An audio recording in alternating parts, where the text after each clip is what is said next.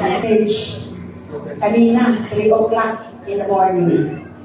I will read it. Pero hindi ako mag-cry. Time flies. 50 years ago, a baby girl was given by God to us. September 21, 1974. And that was 2 years of martial law. I was thinking na ang yung natanong lang, Marcia Lu. Pero kung datan, Marcia, iwan na kumama ko, ayaw. Madri, ang ibanan sa iya, nga si sa Carmelite o sa Maria Reina.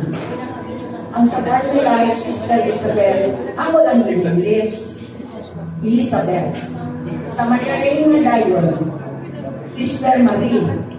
Oh, wala na yung English. So, Elizabeth Marie.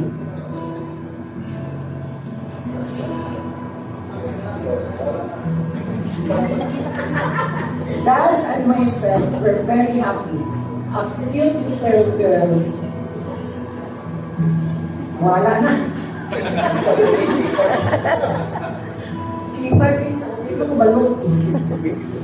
Wala na. Ito ka nga.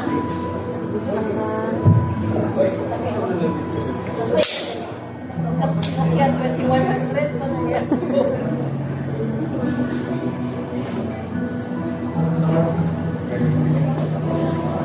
Okay, from the first na.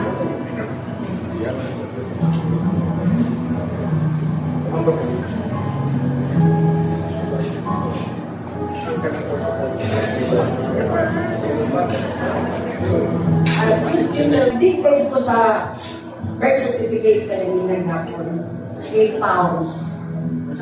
Now, the little girl has become a doctor and serving children.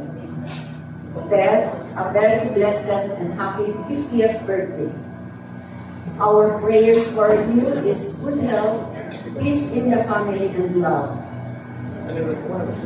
Enjoy your day and more birthdays to come, Dad and Mom. Mag-lunch ka, di na po magluto. Kaya ako yung magbuganina yapon sa kuan ba? Sa surprise. Tingnan na siya, mag-text lang po mami kay wala kayo akong plano magkita ka.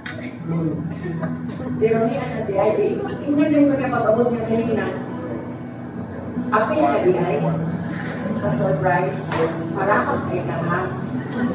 Okay, happy birthday ha. We love you so much. Char.